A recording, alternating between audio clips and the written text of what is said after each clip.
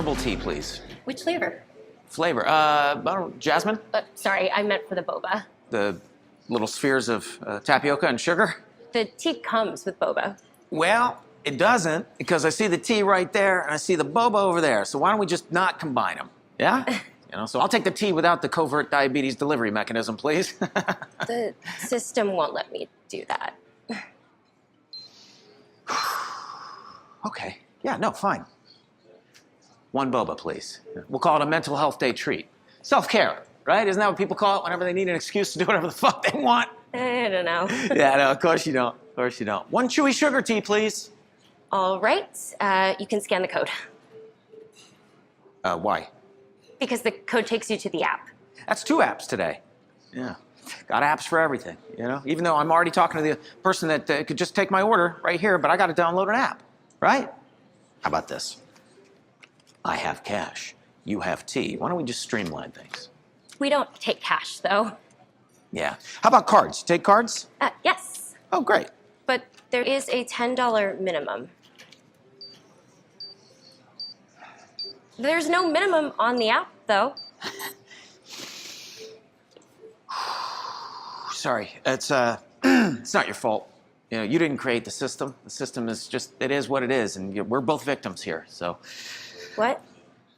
All right, good afternoon, everybody. Before we get too befuddled with the next half hour or so, as we round out day 1, inaugural BankSpaces, I think we owe a huge debt of gratitude to the Influence Group and our suppliers for having us here today. So give them a big round of applause, please.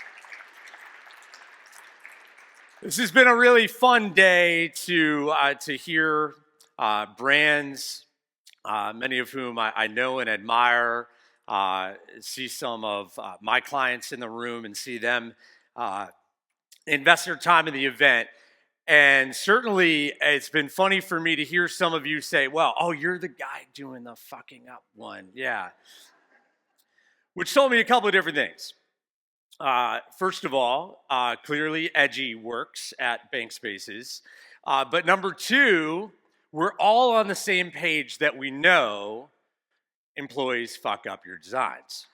Okay, but here's the thing. So let's call out the most simple reason, the one that we can all agree, what we like to call loving hands from home. These are the streamers. These are the art projects from your adorable little bratty 3-year-olds that you hang up on the branch manager's wall. This is the table with the tablecloth and all the tchotchke crap that marketing get, the hand sanitizer, the squishy balls, all that stuff that for whatever reason we just throw out. So that's the given, is the license that folks have taken to make the branch their own. Which when you say it that way doesn't sound so bad.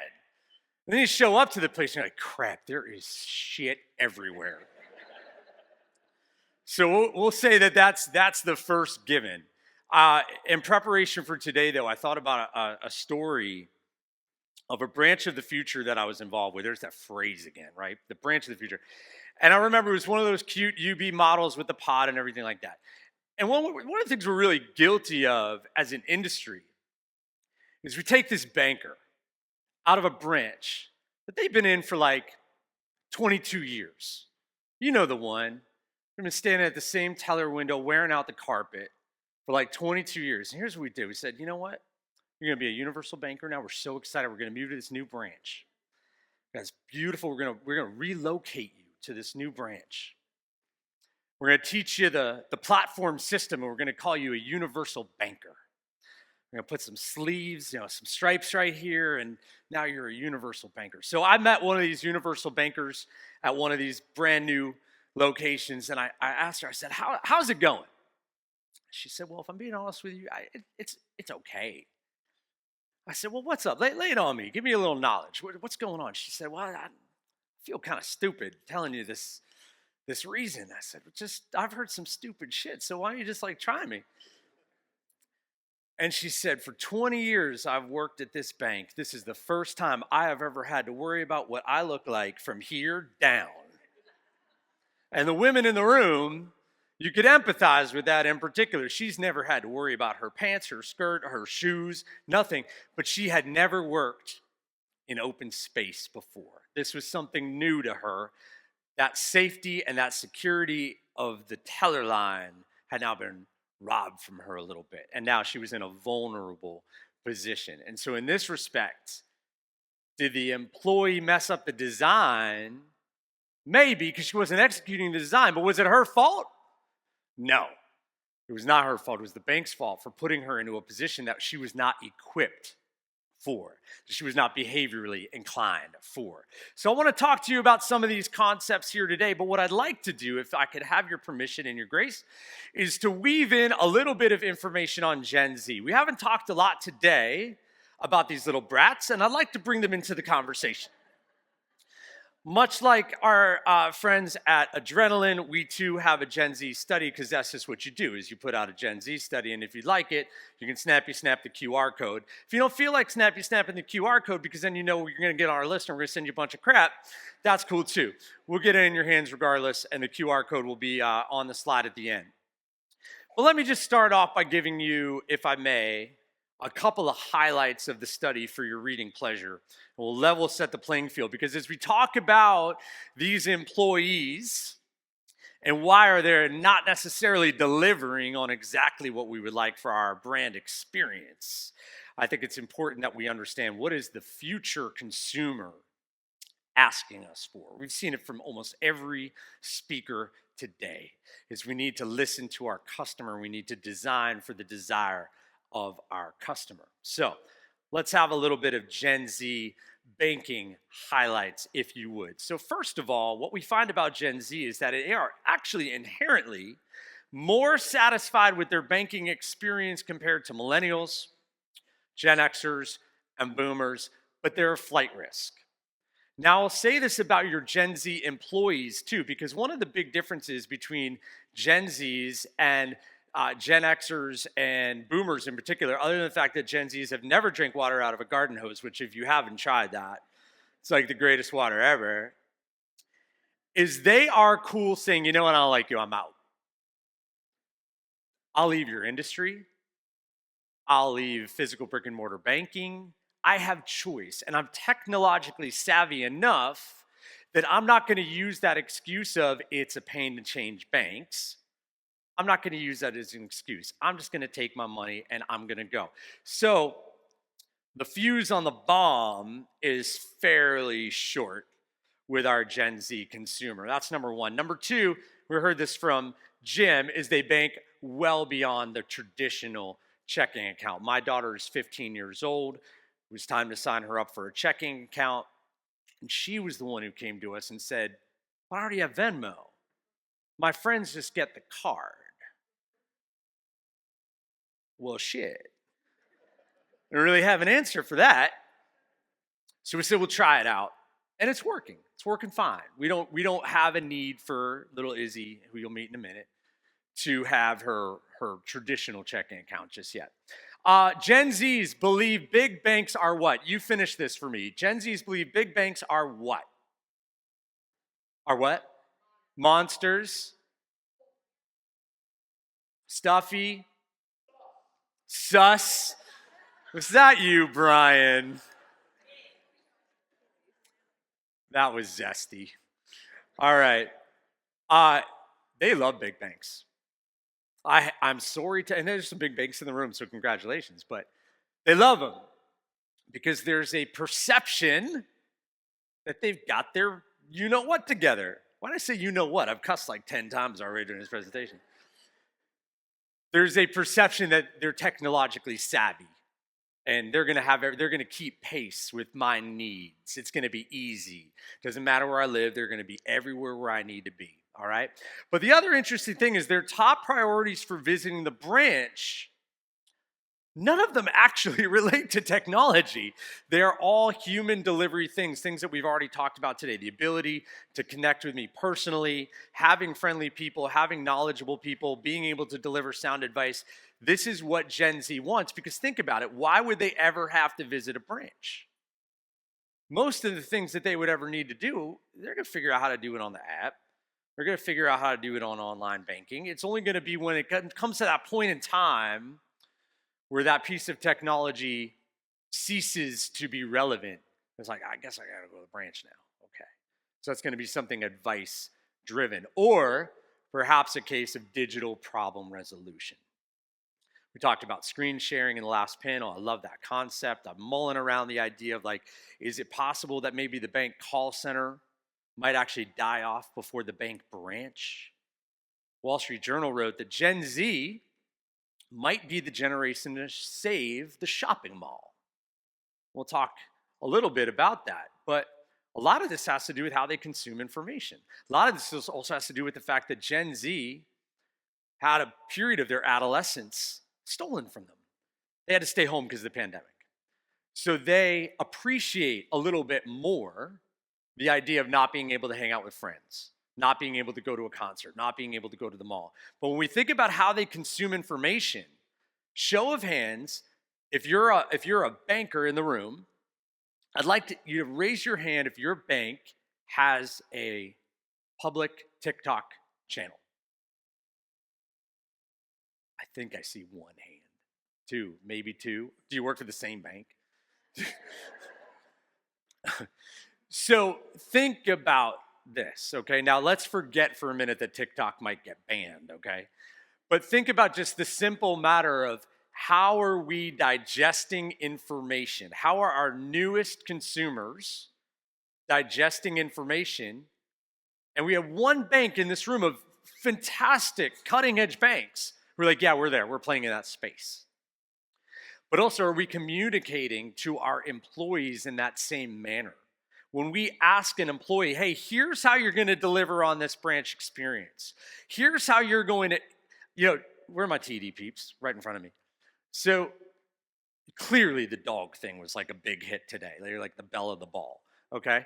So we have this automated, treats machine, right?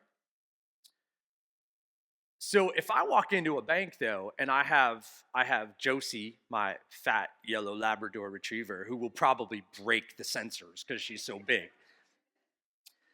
Any dog lover would expect that the employee in the branch store, is going to be a dog lover too, and is going to engage and participate in that conversation. How do we introduce that to the employee? How do we set that expectation for the employee? Do we need a training for that? Do we need a webinar? Do we need a huddle? You guys love your huddles. So cute. We're gonna huddle. This can be a 30-second TikTok-esque video that gets transmitted out through digital signage into the break room, that shows the perfect way to engage with the dog and that dog's owner to create that meaningful, quick experience. All right, so communicating in this way, communicating in these short ways. The reason why I put these three logos on the screen, by the way, is because when we asked Gen Zs, what are your preferred social media channels? This is what came up. What's missing? Facebook. Gave a presentation last week. Would you believe somebody in the audience said MySpace? Like, yo, how old are you? It's time to retire, homie.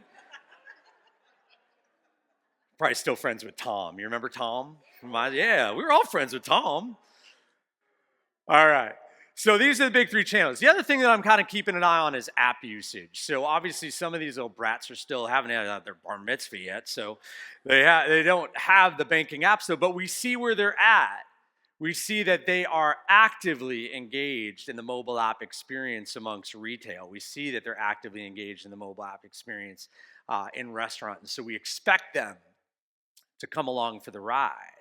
But earlier I said, so where do I go if there's a problem? Call the call center? You're gonna try to talk me through this? Part of the problem is most of your employees don't bank with you. So they maybe understand how their bank's mobile app works, but they don't necessarily know exactly how your bank's mobile app works. And so there's a little bit of a disconnect there. So maybe I have to go to the branch. Maybe that would be the easiest way for me to solve this. I'm a big problem resolution guy, and the great American philosopher Vanilla Ice said, if there's a problem, I'll solve it. Which I would like our branch folks to be saying the exact same thing when it comes to helping folks with digital issues. So let's take it back to employees now. So what do we need to deliver? what do our employees need to deliver to not F up your design? There are four main themes that I think Gen Z really informed us of that I'd like to socialize with you here today. The first of which is the idea that we have to deliver a painstakingly authentic experience. Gen Z will sniff out a bullshitter from a mile away, and they won't thank you for it. And like we said earlier, gift of choice, they're out. And so what this means for me in terms of how do we, again, prepare an employee base to not mess this up is we need to change the way we hire for banking. There is so much broken about the way we hire for banking. Now, for those of you who are designers in the room, I will beg you to please involve HR so much earlier in the process of your design. Inform HR and work collaboratively with human resources to understand what are the intrinsic, natural human behaviors that will bring this design to life. And I'll lay out 5 of those for you towards the end of this presentation. But the other thing I'm thinking about is 2. Number 1 is applicant tracking systems are like next to core operating providers are the bane of my existence in banking. I challenged a bank the other day who said, so here's a different show of hands. Raise your hand if you think your bank is struggling to get applicants for jobs in retail. You know the little kid in the meme on Instagram who sits in the back seat and he goes, a bullshit, a bullshit? All of you should have put your hands up. Because there isn't a business on earth that's not struggling to gain qualified applicants. But I would argue there's 2 things at play. Number 1 is the applicant tracking systems that we use. You apply online through Workday or whatever. How many super highly qualified human beings are being automatically screened out because they didn't work at the bank across the street from your bank? Because their resume simply doesn't read banking. So I don't really care. Because, look, I was never a teller. I can't say, oh, I started as a teller and then I grew up into that. That wasn't my story, okay? But I did go to teller training once, and I did prove that I can be a teller without completely giving away the bank. But that also tells me that who are the brands that we should be maybe looking to? Who are the brands that hire people and deliver experiences that are on par with the ones that y'all are designing? Where maybe we can be adjusting our recruiting just a little bit to pull in from some different places. When my daughter goes to Lululemon and I go in there with her, that is a wildly authentic experience from an employee perspective. You don't see a single person working in a Lululemon store that doesn't look like they could lead a yoga class in the middle of the store right then and there. I love T-Mobile. Why do I love T-Mobile? Because it's a highly consultative experience where the employee is used to working in open space. They're not tethered to anything. That's a behavior that we need for our employee to not mess up our design. They have to be comfortable in open space. They have to be willing, able, and interested in walking around. So I think this is just a handful of brands. But the other thing that some of these brands have in common is they tend to hire people who are naturally curious and inquisitive. Now, my company does training. We do like customer experience research. I can tell you right now, I can like train your people on great questions to ask, but I can't train your people to be inquisitive. I can't train your people to be curious. They're born that way. And so if we haven't hired for that skill already, aren't we setting our people up for failure? Aren't we setting our design up for failure? And aren't we just teeing up our customers to have a not so hot experience? So number 1, authentic. Number 2, the whole thing has to be experiential. Last week, 2 weeks ago, give or take, I don't know, I'm in a space-time continuum, I don't know where I am. I cruised on the brand new Icon of the Seas. Have you guys seen this cruise ship? Biggest cruise ship in the world. 7,000 passengers. That doesn't even include the crew. Icon of the Seas did something really interesting. It was the first cruise ship that had a 2-story promenade, which from a structure standpoint, any of you who are architects know, to build 2 stories of glass particularly for something that is floating, requires some ingenuity, okay? So what they did was they put in something that they call the pearl. This is structure, but it's really an art installation. And all of these panels are kinetic and they move and everything like that. It's very, very cool. It's the first thing you see when you board Icon of the Seas is you see the pearl. Let's go back to my daughter, Izzy, who when I asked her, what are you most excited about for your cruise on Icon of the Seas? She said, Dad, I have to make sure that before the end of the week, I need a picture of me in the pearl without anybody else in the picture. I said, well, kid, you're going to have to be up at like 2 a.m. or something like that. But literally every day there was an opportunity to grab a picture. These are my adorable 3 children. To grab a picture either before dinner or getting ready to go to the island or whatever the case may be. And as I went through the week, it occurred to me that this was an experiential destination that was driving social media buzz. This was the moment, okay? And this other picture, I was just sitting drinking coffee. I'm like, this woman's got like her posse for a whole photo sesh here. I'm like, where's the lighting? Like, you gotta have a little. Somebody did bring a ring light on board, which I thought was like a little ridiculous. But missing in all this, though, was a Royal Caribbean employee to help and to be like, hey, stand over here. This is the best view. Let me take that picture for you. Let me be a part of that experiential process for you. Missing was any way to specifically even hashtag it so that it would generate that social media buzz that obviously Royal Caribbean had in mind when they designed this. The fact that most days I was at the Pearl, I didn't see a single Royal Caribbean employee participating in the process. Now, meanwhile, I go to the buffet and I got the guys going, washi, washi, and like got plenty of washi, washi singers, but not so much this experiential moment at the Pearl. Again, we can't train this though. This is something we hire for. I go back to the dogs at the store. Participate in the experience. Walk around. Be curious, engage. And this is something that we have to, again, behaviorally interview for. It's number 2. Number 3 deals with the idea of being highly custom. I visited my credit union not that long ago, a little credit union in New Hampshire. And funny enough, so I don't live in New Hampshire. I live in Charleston, South Carolina. But I used to live in New Hampshire, where the great town of Bedford. Nothing all that special. Dover in the house. I like Dover. So here's the thing. Granite State Credit Union. I didn't have to change. Like we talked about it when we moved to Charleston 3 years. We're like, all right, so we need a new bank. And very quickly we pivoted to that conversation. We're like, why? Why do we need that? So I never go to the bank, but I happened to be in New Hampshire not that long ago. I was like, I'm going to go to the bank. I forget what I think I just had to get cash. No, I was depositing a check. So I go through the drive-thru, little tube, it does the thing. And the teller, as we say in the South, bless her heart, no, this was actually not that bad. So maybe I shouldn't have said bless your heart. So those of you from the South, you know bless your heart, it's not that good. She said, EJ, is there anything else I can do for you today?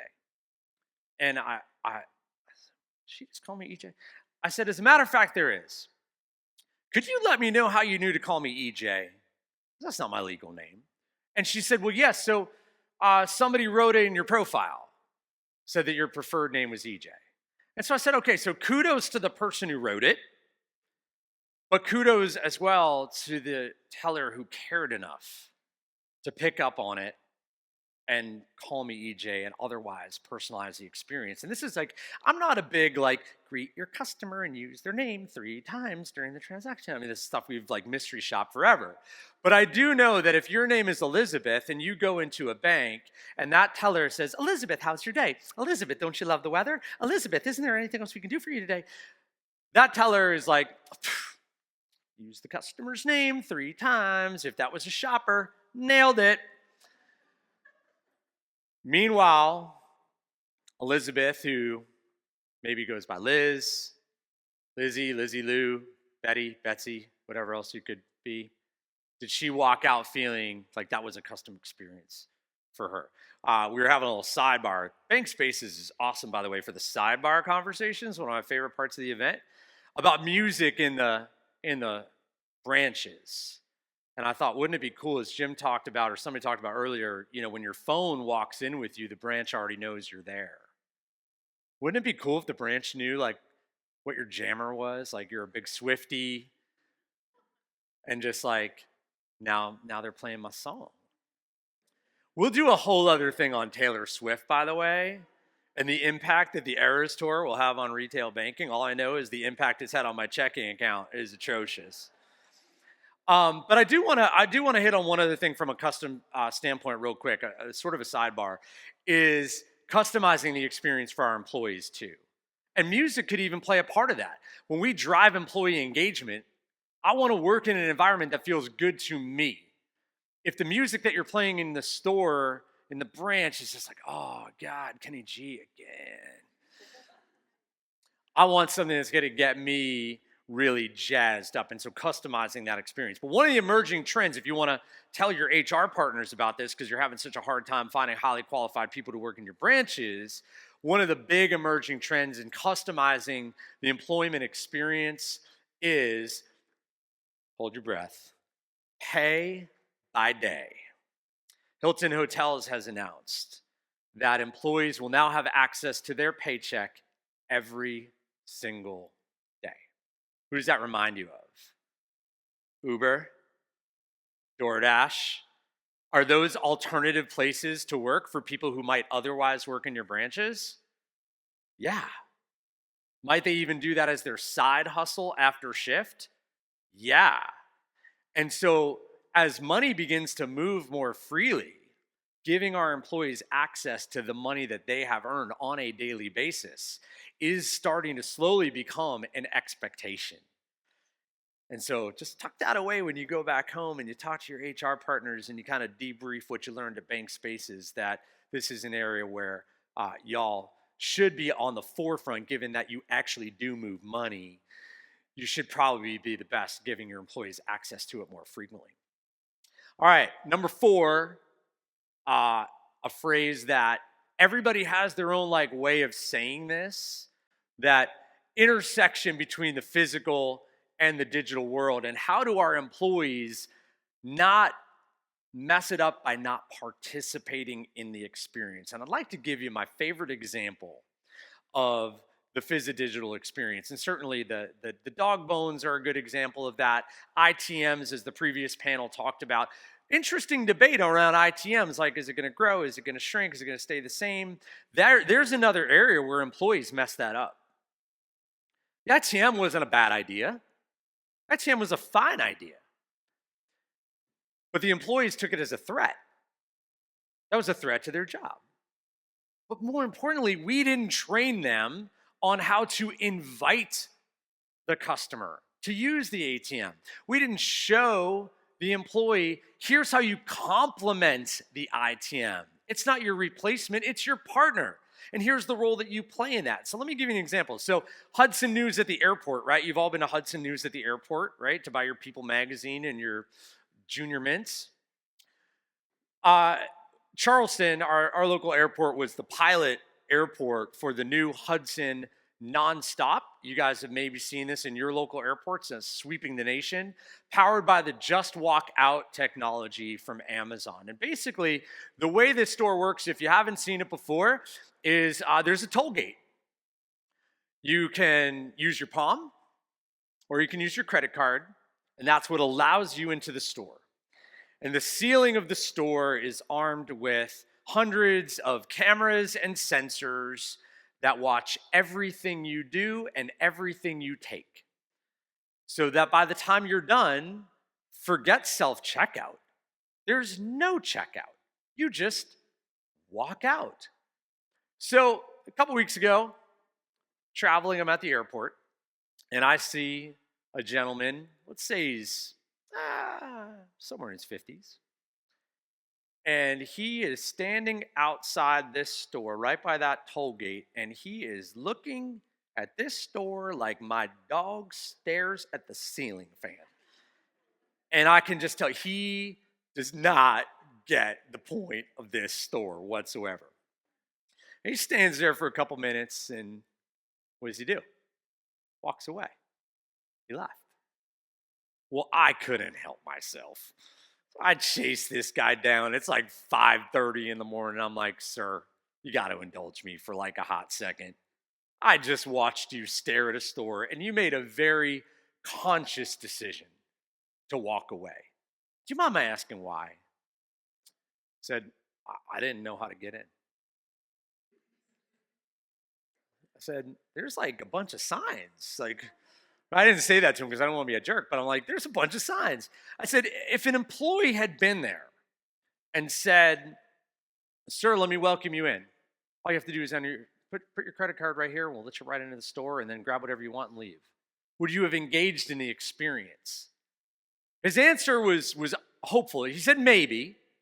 And I said, what would push you to yes? And this isn't super germane to banking, but he said, well, I lost my earbuds and I didn't know if the store sells it. And it wasn't worth it to me to swipe my credit card just to look to see if you had what I needed. So there's a design issue then for Hudson News. But the overall point was there is supposed to be, I don't know if you can see, but on the left-hand side of the picture, there's a little stool. There's supposed to be an employee right there intercepting these moments of truth. Now, I'm going through that airport almost every week. And 50% of the time that stool is empty. And 50% of the time that stool is filled with an employee doing this. Just unengaged. Punching the clock, doesn't really care. But I also know, because I have friends at Hudson, that they have not yet identified the persona of the employee that best matches the just walk out technology. And because they don't have the persona lined up, guess what they also don't have is the prescriptive approach, the training, the choreography, as we've talked about earlier. All right. Now, here's the thing that really interests us. It's like there's a lot of tech that we've talked about here. There's a lot of cool design features. And yet, is that something that is super critical to today's conversation about employees messing up your design? Does it have to be all about the tech and the choreography and the sexy design and how sleek it is and open concept and pods and rising and falling desks? And I only have to look to one brand to say that it actually is technology agnostic, this idea of employees complementing our desired brand experience. And it's a little lovely place called Trader Joe's. Man, Trader Joe's has nothing in terms of technology. There is no self-checkout.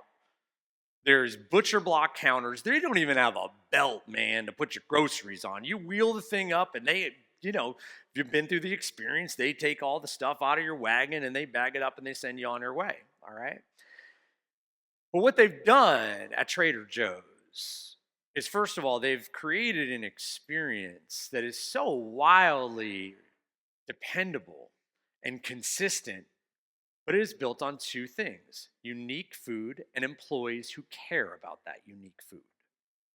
And I know when I go to my local Trader Joe's inherently on a Sunday morning, it is filled with young people who could very well choose to go to Kroger or Harris Teeter or some other more technologically advanced experience, but no, they're going to Trader Joe's.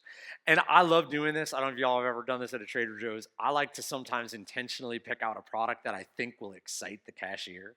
You ever seen a Trader Joe's cashier get really excited about a product? Be like, have you tried this yet? They're like, no, I'm just getting it. Oh, this is the best tortellini I've ever had. But then they up the ante a little bit, but they go, have you had our new basil tomato sauce? Because it would go perfect with this tortellini. No, I haven't. Joe, will you get him a jar of the basil sauce? He hasn't seen the, get quick. And now here Joe comes with the basil sauce, and guess who just bought basil tomato sauce because I wasn't aware that it was there, okay? That is, by the way, wildly choreographed. So if you've ever noticed at Trader Joe's, there's always about 2 or 3 people mulling about right in between the aisles and the registers. They are very intentionally there in case you engage in a conversation with a team member that happens to result in cross-sale. But again, this is an example of an experience that we'd all agree we would love to see in our branches. A knowledgeable employee who cares enough to engage in real conversation, not about the weather. None of your branch people are meteorologists. Stop talking, unless the weather is the lead story on the 6 o'clock news, your people should not be talking about the weather we can do better, all right? But again, we have to hire for that. We have to hire for that person who naturally wants to have this conversation. So let me round you out with a couple final statistics that might wet your whistle as it relates to branch design and how our employees fit in. First of all, I gave you a little bit of satisfaction trends from our Gen Z study on just raw SAT, top box SAT amongst various banking sectors. And you see that the national banks are performing very, very well in Gen Z. Now, the reason I even bring up satisfaction to begin with is that another question that we asked in the study was, what would get you to visit a branch more often? So the reason I showed you satisfaction figures is because being satisfied with the branch experience is a little bit different than what got me there to begin with, okay? So what would get a young consumer to want to visit the branch more often? Larger number of 24-hour ATMs, which from a design perspective tells me I'm a big fan of the 24-hour space. I'm a big fan of sliding glass walls where our ATMs and our ITMs during the day are part of the retail experience, but at night that can be closed down. I need my people to be engaged in that. We need to kill the ATM vestibule. They smell bad, they don't look good, and I'm a big fan of 24-hour spaces. Young consumers, Gen Zs, they love a newly renovated branch. That would get them to visit more often. And the third thing that they say that would get them to visit more often, this one really surprised me, was a comfortable waiting area. We saw lots of pictures today of comfortable waiting areas. What interested me about that? Gen Z expects to have to wait. And I love telling bank employees this: the line bothers you more than it bothers the customer, provided you give them an experience that was worth the wait. They're not too psyched about greeters. That's not gonna get them in. It doesn't mean they don't appreciate it. Doesn't mean it won't boost satisfaction. Same with digital signage. Just because you put up digital signage, that's not gonna get me in your branch more, but it will otherwise enhance the branch experience once I'm in the door. So again, I don't want you to kind of confuse the difference between, again, what would get me in the door versus what would make me happy once I'm there. We do know that digital signage boosts satisfaction, the overall engagement in the branch experience. And then lastly, to what degree would a generation switch for a more innovative experience? And look at Gen Zs compared to their Gen X counterparts. They would switch banks. 26% of Gen Zs, according to our study, said that they would be very likely to switch banks if they knew that the bank that they were going to was going to deliver a more innovative experience. So who's the human being that matches the innovative experience? They look a little bit like this. They're an extrovert. They're impatient. What do I mean by impatient? It means they like to move around. They like to do different things. Today I want to be here. Tomorrow I want to be there. I want to help this customer. I want to help that customer. I'm going to be curious. I'm going to be inquisitive. I'm going to have that natural curiosity. I don't need to be necessarily trained on here are the 3 open-ended questions you ask before you push the product down their throat. I'm going to probably be really good at dating, because that's all sales is dating. Series of meaningful questions until you make a product recommendation. Me. Okay. Flexible. In other words, I know where the guardrails are, and I'm comfortable bumping against them every now and again. I'm going to test the limits of this branch design. I'm going to do cool stuff, not because you told me to do it, but because I saw an opportunity. And lastly, collaborative. I need to be collaborative with the other people in the branch location. I need to be collaborative with the customers. I need to be part of community. I want to be around people. If I don't want to be around people, and you have some tellers or universal bankers or financial advocates or whatever other cute title your financial institution is using today, that they don't really like being around people. They like processing transactions and they like going home. Cool, move them to fraud or deposit ops or like some other place. I'm not saying fire them. I'm just saying like put them in a dark corner and let them push some paper around a little bit, okay? And how do we accomplish this? Is simple. Smarter hiring practices. Jim likes talking about data. I like talking about data. We need more people data. We need to use behavioral assessments to know who is the human being coming in the store. We don't have to guess if they're an extrovert. We can measure it. We don't have to guess if they're a detail-oriented person. We can measure it. There's lots of tools out there, all right? So we need to break recruiting because it's broken. I challenge all of you to go back and ask your HR person for 50 applications that were automatically passed over, that never saw the light of day. And go see where they worked. So what if they worked at Taco Bell? I've met some really badass people at Taco Bell. Maybe go hire them and teach them how to be a teller. It's not that hard. Training, that choreography, it has to be prescriptive.